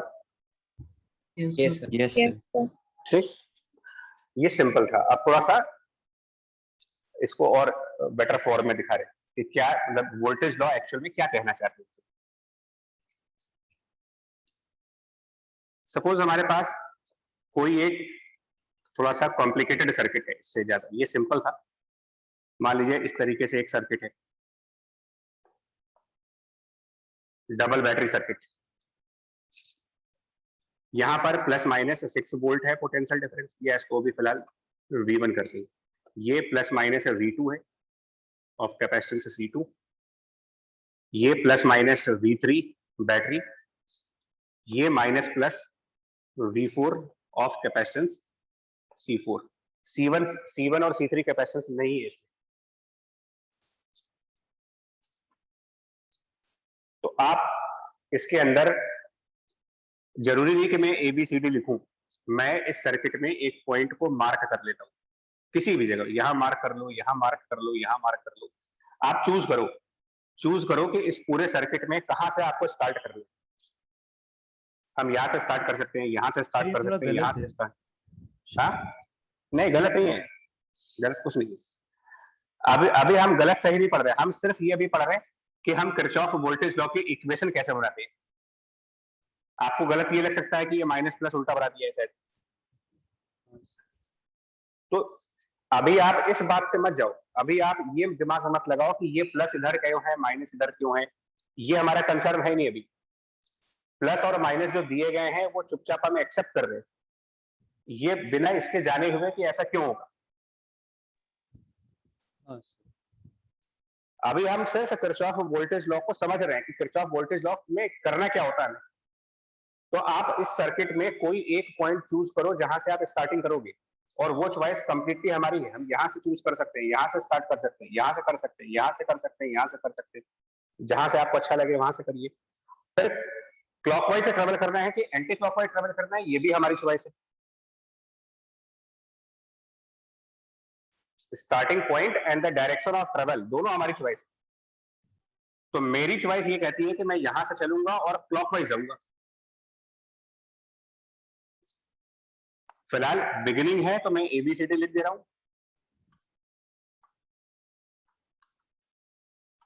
तो हम कैसे ट्रेवल करेंगे, हम A से B जाने वाले हैं, B से C जाएंगे, C से D जाएंगे, D से E, E से F और वापस A पर आ जाएंगे.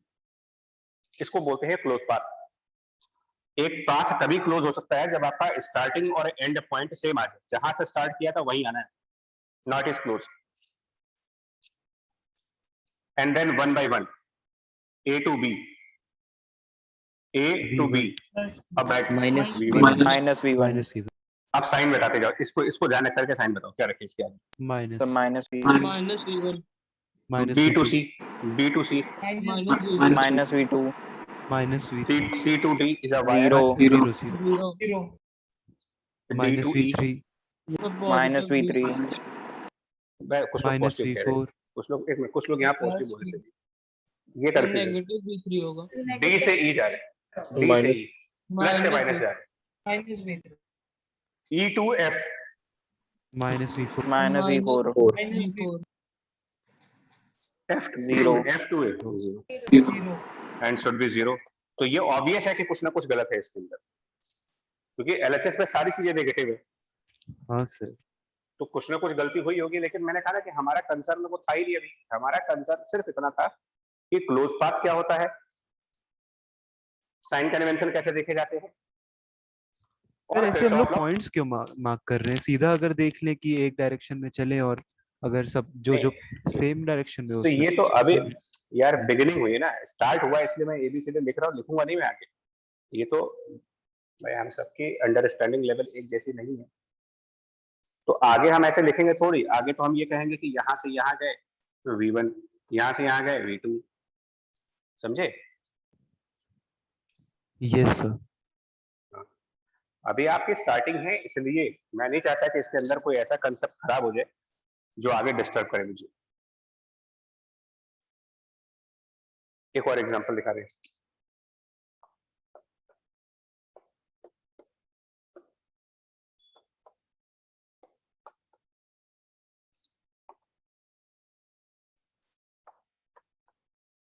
मान लो एक इस टाइप का सर्किट है, ठीक, ये C1 कैपेसिटेंस, ये C2 कैपेसिटेंस, ये C3 कैपेसिटेंस, यहाँ कुछ प्लस माइनस V1 है, यहाँ प्लस माइनस है, यहाँ प्लस माइनस, ये माइनस प्लस, ये प्लस माइनस। अच्छा मैं फिर से बोल दे रहा हूँ इस समय आप ये मत पूछना मुझसे कि ऐसी इस टाइप का पोलैरिटी क्यों आ रहा है, प्लस माइनस ऊपर नीचे क्यों है, प्लस इधर क्यों नहीं है, ये प्लस नीचे क्यों है, ये हमारा क्वेश्चन नहीं है। बात आगे समझ में आपको? yes sir. yes sir. ठीक, मान लिया ये V1 है, यहाँ V2 है और यहाँ पर V3 है, उसके अलावा ये V4 है और ये V5 है।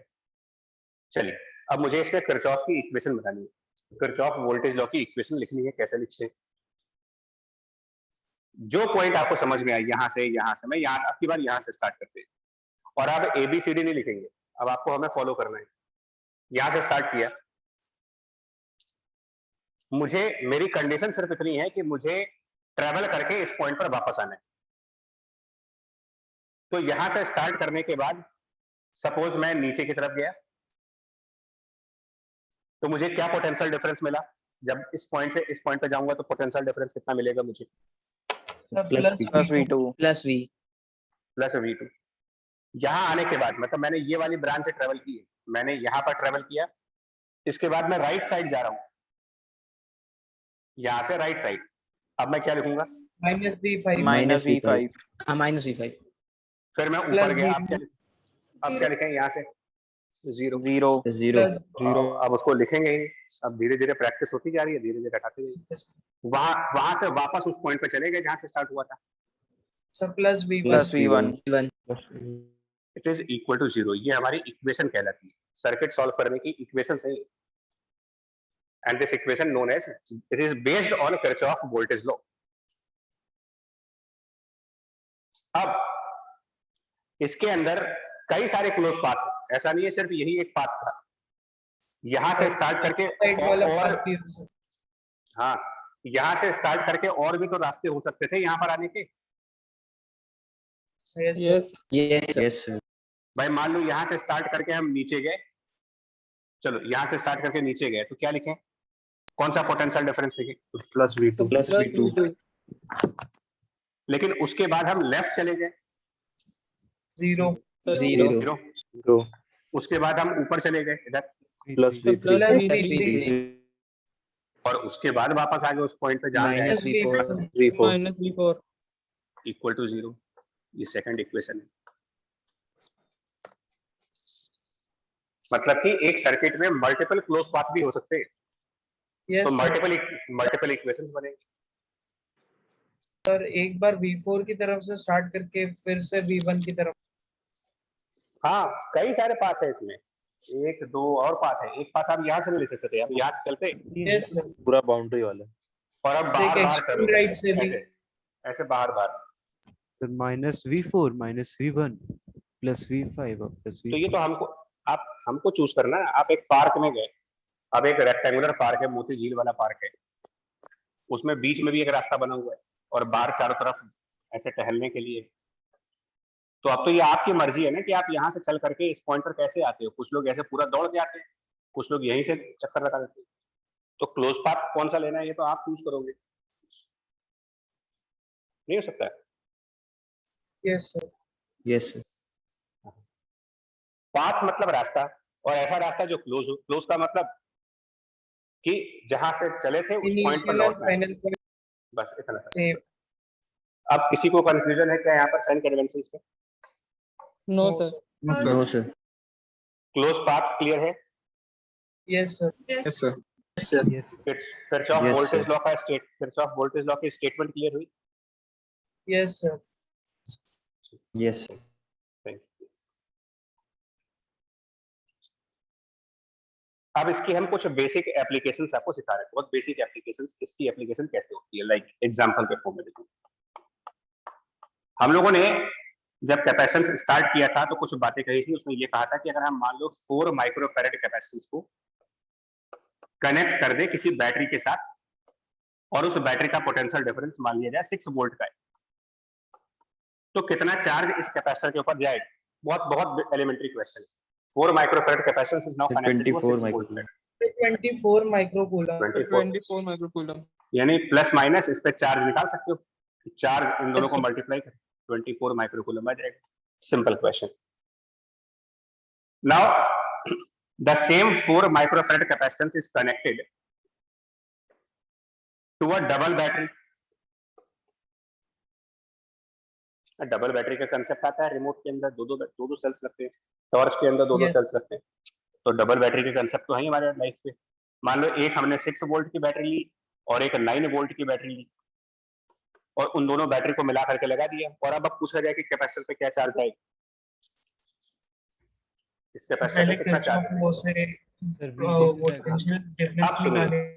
बिल्कुल, अब सुनना, यहाँ पर सुनना है। एग्जाम्पल बहुत बेसिक, लेकिन आपको बहुत हेल्प करने वाला है। हम किरचॉफ वोल्टेज लॉ का यूज कब करेंगे? जिस प्रॉब्लम में डबल बैटरीज लग रही हो, ट्रिपल बैटरी लग रही हो, कॉम्प्लिकेटेड सर्किट हो, वहां पर। इसके लिए किरचॉफ की कोई जरूरत तो है नहीं मुझे, इस क्वेश्चन को सॉल्व करने के लिए तो डेफिनेशन ही बहुत है। Yes, sir. Yes, sir. चलिए, हमें निकालना है कि इस कैपेसिटेंस पे कितना चार्ज होगा। तो लेफ्ट साइड पर Q है और राइट साइड पर -Q है। अमाउंट और पोलैरिटी दोनों ही मेरे एजम्पशंस हैं, मुझे ये भी नहीं पता कि कहां प्लस आएगा, तो मैंने मान लिया कि लेफ्ट साइड पर प्लस चार्ज आएगा, राइट साइड पर माइनस आएगा, एजम्पशन है मेरा। और ऐसा करने के बाद अब हम किरचॉफ यानी कि केवीएल अप्लाई करने जा रहे हैं। कैसे? सपोज हमने यहां से स्टार्ट किया, राइट साइड गए, हमें अपने रास्ते में एक कैपेसिटर दिखा, मैंने उस कैपेसिटर से पूछा तुम्हारा पोटेंशियल डिफरेंस कितना है, उसने कहा charge divided by capacitance Q/4 4। फिर मैंने ये साइन कन्वेंशन देखा, प्लस ये हम प्लस से माइनस जा रहे हैं। हैं, माइनस। फिर नीचे आए और यहाँ पर Zero. पूछा कि क्या पोटेंशियल डिफरेंस है, तो यहाँ पर मालूम चला पोटेंशियल डिफरेंस ही नहीं है, क्योंकि आप एक वायर में जा रहे हो।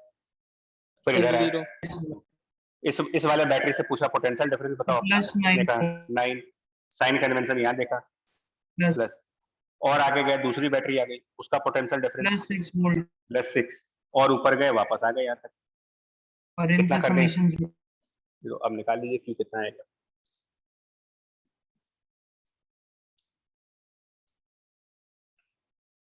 Sir, 60. So 60. आ रहा समझ में ये चीज? 60 micro. Yes. Yes Yes, sir. अच्छा, अब एक ये वाला बताओ अपने आप करके। 6 microfarad capacitance is now connected with three batteries. आप ये बात समझा कि ऐसे ही क्वेश्चन आएंगे। 6 वोल्ट की बैटरी है, 4 वोल्ट की बैटरी, और यहाँ पर मान लिया जाए 12 वोल्ट की बैटरी, कितना चार्ज आएगा इसके ऊपर? 12 microcoulomb. Charge on this capacitance. एक और बात बता दें, हाँ एक मिनट है, ये जो फॉर्मूला आपने पढ़ा ना Q बराबर CV, ये कहाँ पर लगाना है पहले ये भी बताना है। तो कुछ लोग ये भी सोच रहे होंगे, इसमें कोई गलती नहीं है, लेकिन ये फॉर्मूला तब लगता है जब battery The single single battery. Capacitance single battery. Yes sir आप धीरे धीरे समझना, 1 कैपेसिटर 1 बैटरी, ये formula. 1 battery multiple capacitors, C equivalent. combination of capacitors As long as we are dealing with a single battery problem, charge will be Yes, CV. If it is single capacitance, then C, and if it is 2 or 3 capacitance, C equivalent. But when we are dealing with a 2, 3, 4 or any number of batteries, then KVL. Sir यहाँ पे एक battery के sign reverse हो गए हैं sir, minus हाँ। Sir -24 आ रहा है, तो इसका मतलब जो हम लोग ने साइन कन्वेंशन लिया था वो कैपेसिटर का हाँ, उसका हाँ। उल्टा होगा। सुनिए, मान लिया हमने यहाँ प्लस चार्ज मान लिया, मैं ये बोल रहा हूँ केवीएल का एडवांटेज देखो, मुझे ये भी नहीं पता है कि किस प्लेट पर पॉजिटिव चार्ज आएगा, मुझे नहीं मालूम, तो मैंने माना है कि लेफ्ट साइड पर प्लस चार्ज आएगा, राइट साइड पर माइनस आएगा, और मैं ये भी श्योर नहीं हूँ कि जो मैं मानता हूँ वो सही मान रहा हूँ कि गलत मान रहा हूँ। किरचॉफ कहते हैं कि आप इन सबकी टेंशन छोड़ दीजिए, आप इस बात की टेंशन छोड़ दो कि कहाँ प्लस आएगा कहाँ माइनस आएगा, आपको जो जहां पॉजिटिव मानना है मान लो, आप सिर्फ मेरा लॉ यूज करो। चलिए उनका लॉ यूज करके दिखाते हैं। स्टार्ट करते हैं इस पॉइंट से -6 और फॉरवर्ड जाते हैं, क्या लिखें? -q/6 -q/6 फिर नीचे आए नथिंग, इधर जाओ, पहली बैटरी में क्या है? -20 -12 प्लस से माइनस -12, सेकंड बैटरी में +4 +4 थर्ड बैटरी में गए +6 और वापस चले गए तो 0। दैट्स ऑल, इतना करना है आपको। क्यों निकाल दीजिए, सर -24 आ रहा है। माइनस आ रहा है, इसका क्या मतलब है? चार्ज की वैल्यू -24 आ रही है। सर तो इसका मतलब -12 पहले आ रही है। कंडक्टर में माइनस वाला चार्ज होगा और 12 आ रही है कि दूसरे 20 -12 आ रही है। माइनस सर 12 12 वाली से -12 आ माइनस हो रही गया। है। 12 आ नहीं, रही तो अब आपके आंसर में जो माइनस आया इससे क्या मालूम चल रहा है यार?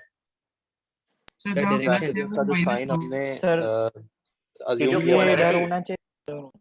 हाँ, ये जो पोलैरिटी आपने स्टार्टिंग में गेस की थी, अंदाजा लगाया था मुझे, हमें क्या पता था कहाँ पर कितना चार्ज है, हमने अंदाजा Yes. लगाया ये प्लस है, और लास्ट में जब आंसर में माइनस साइन आ गया तो बस ये कंफर्म हो गया कि इसका मतलब मैंने एजम्पशन गलत लिया था। इसका मतलब एक्चुअल में इस कैपेसिटर के राइट वाली राइट प्लेट में पर प्लस पॉजिटिव होगा। चार्ज होगा और लेफ्ट पर नेगेटिव चार्ज होगा।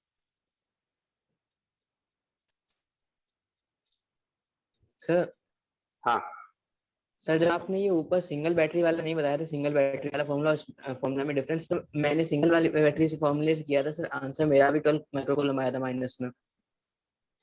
सर डिफरेंस बताइए क्यों नहीं यूज करते हैं वो? तो सिंगल बैटरी प्रॉब्लम कौन सा, अगर आप सिंगल बैटरी प्रॉब्लम लगा रहे हो तो पोटेंशियल डिफरेंस कौन सा यूज कर रहे हो? 6 वाला, 4 वाला, 12 वाला? सर तीनों को ऐड कर दिया और वो जो 12 वाला है उसको माइनस कर दिया क्योंकि टर्मिनल्स उसके बदल गए।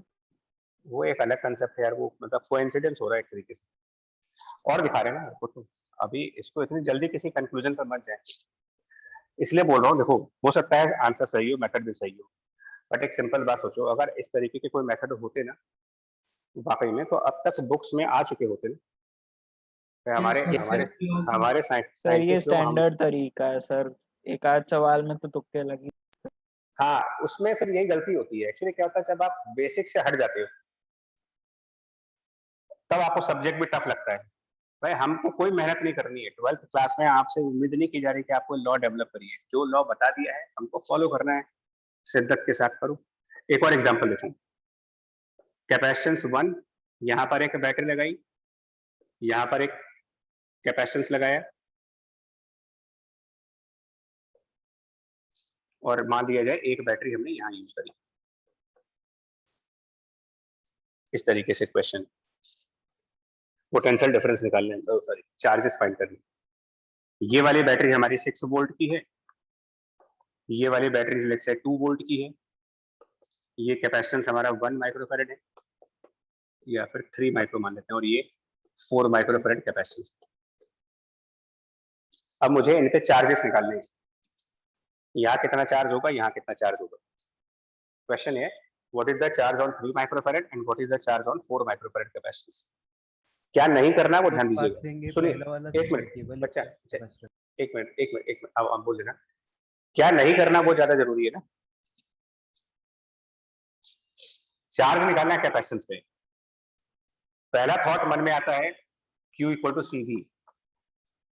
प्रॉब्लम इसमें ऐसा नहीं कि ये गलत चीज है, लेकिन जिन कंडीशंस में इसको लगाने के लिए कहा जा रहा है, क्या वैसी कंडीशंस हैं यहाँ पर?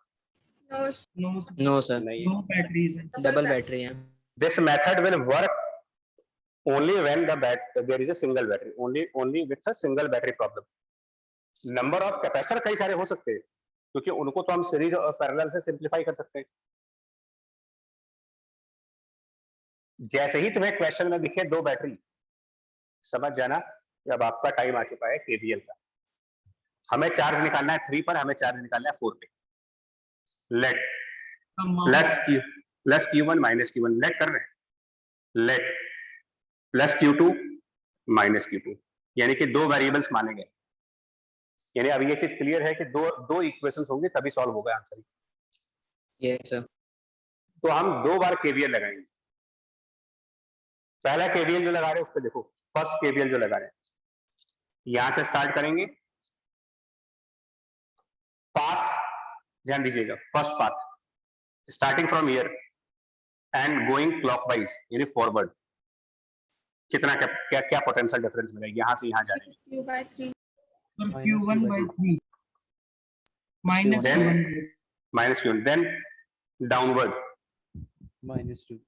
minus minus 2 2 volt, then left, 0 0 then up, plus 6 plus 6 first equation Q1 solve हो Yes, गया।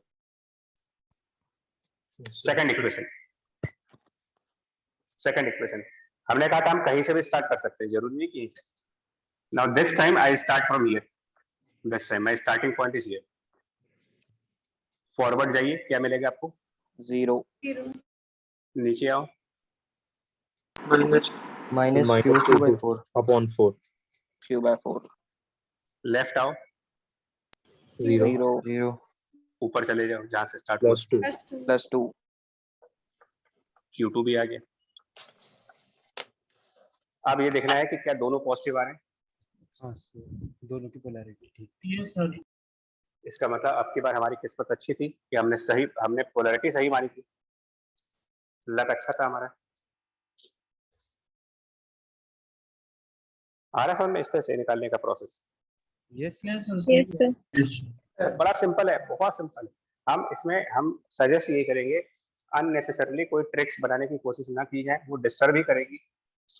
सिंपल रखो इसको, जो किरचॉफ का लॉ है बहुत सिंपल है, डिस्टर्ब ना करें इसे। इसके बाद एक और लॉ आता है इसका। अच्छा एक और प्रॉब्लम करा दी पड़ी, एक प्रॉब्लम और है उसके बाद।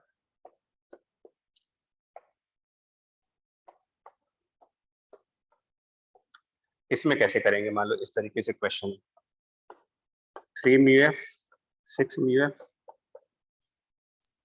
और यहाँ पर मान लेते हैं 4 वोल्ट की बैटरी, यहाँ पर 6 volt battery. Find the charges on capacitors, ये क्वेश्चन है। Find the charges on these capacitors.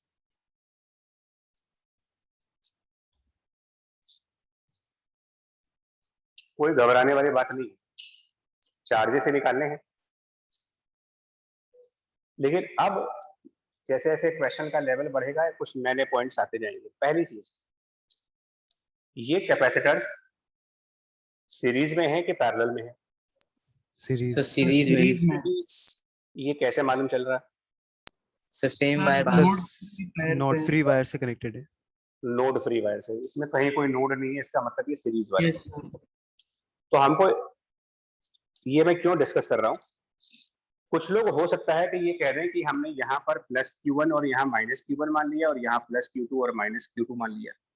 इसकी जरूरत नहीं है आपको, अननेसेसरली 2 वेरिएबल्स लाने की कोई जरूरत नहीं है, क्योंकि ये दोनों कैपेसिटर्स नोड फ्री वायर से कनेक्टेड है, ये सीरीज कॉम्बिनेशन में लगे।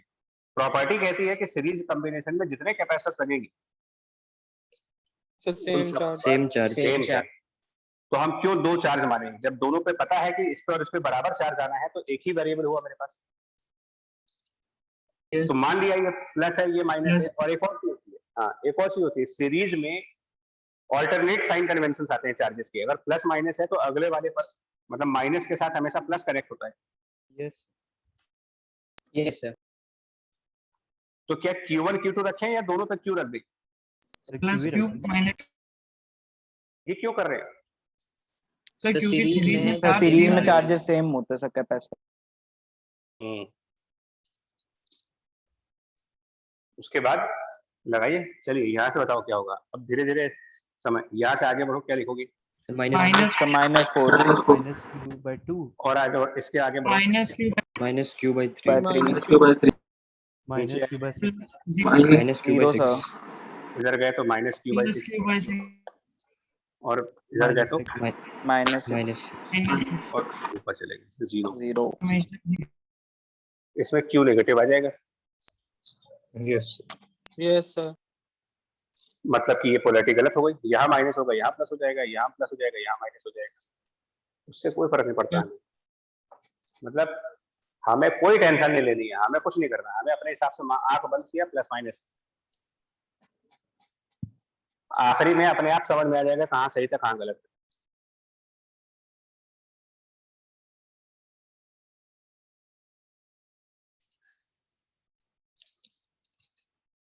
यह है किरचॉफ वोल्टेज लॉ। और इस लॉ का जो वर्किंग प्रिंसिपल है, मतलब कि ये जो लॉ होता है ये किसके ऊपर काम करता है, तो कहा जाता है कि it is based on the principle of conservation of energy. Kirchhoff voltage rule is based on the conservation of energy principal. अब आप कहोगे इसमें एनर्जी कहां से घुस गई, तो एनर्जी कहां से घुसी, देखिए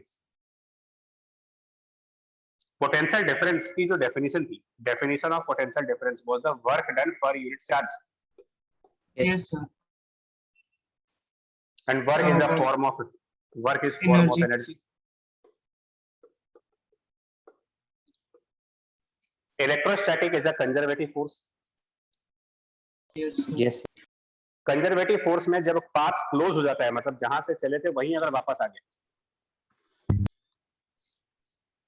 वर्क डन क्या होगा, मतलब अगर आप summation of potential difference for a close path निकालिए, summation of work for a close path, so this is work for a close path. Yes sir, और वो जीरो होता है कंजर्वेटिव फोर्स के। हाँ, and work by the close path is zero if it is conservative,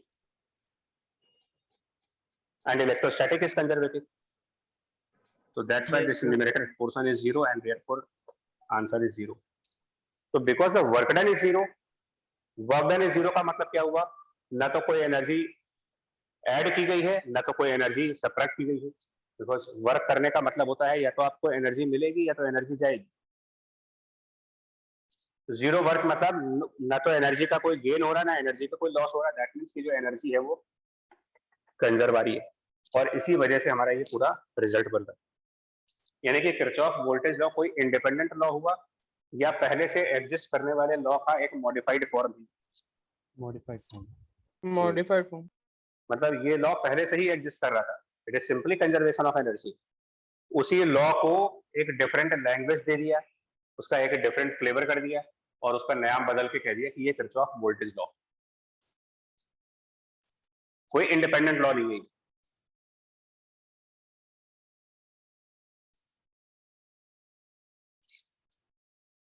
clear हो गया Kirchhoff voltage rule? Yes sir, yes sir ठीक। और इनका एक और लॉ है, किरचॉफ वोल्टेज लॉ का एक और लॉ भी, मतलब सॉरी किरचॉफ के लॉज में दो लॉ हैं, एक तो वोल्टेज लॉ है और एक इसका एक सेकंड लॉ भी है। वो कह रहा था आपका किरचॉफ, बेसिकली उसको कहा जाता है Kirchhoff current law, junction law और लूप लॉ। हाँ केसीएल बोलते हैं इसको, या जंक्शन लॉ बोलते हैं इसको, जंक्शन लॉ भी कहा गया। और किरचॉफ वोल्टेज लॉ को एक और नाम भी दिया गया, इसको लूप लॉ भी कहा गया।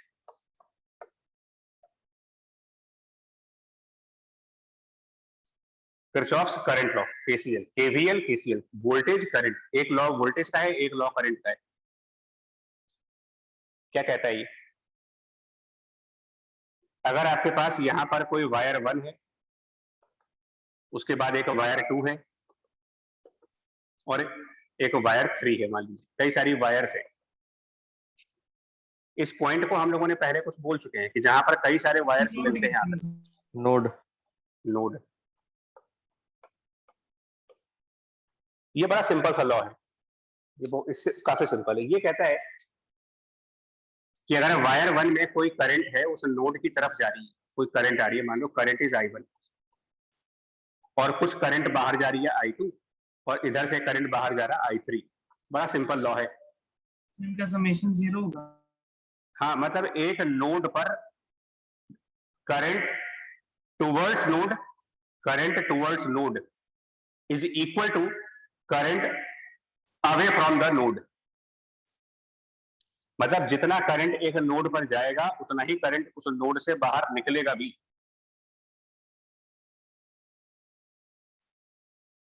मतलब current, sum of all currents towards a node is same as the sum of all currents away from the node.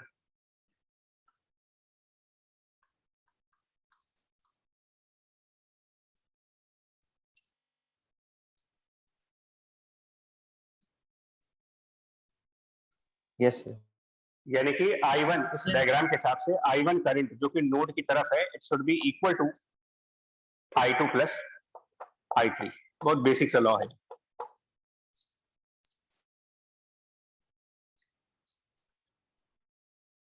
इसको इमेजिन करो ना, पानी के वाटर फ्लो से कंपेयर कर सकते हैं। हमारे पास एक मेन पाइप है, एक बड़ी पाइप है और फिर 2 पाइप आगे डिस्ट्रीब्यूट हो। हाँ एक मेन पाइप है, उसमें से 2 पाइप निकल गए।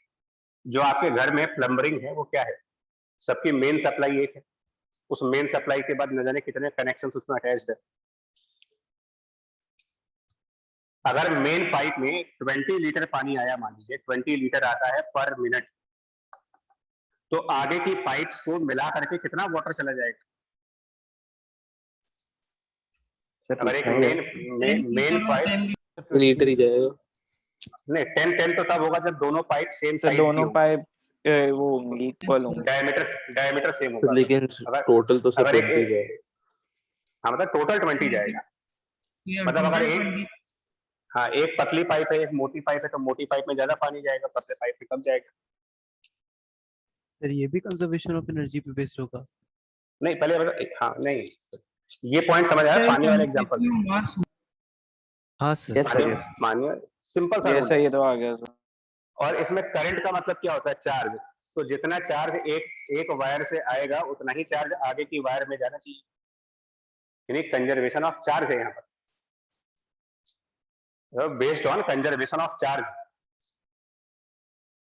The charge coming towards junction and the charge going away from the junction, they should be equal. Sir ideal wires होंगी तो दोनों में बराबर चला जाए।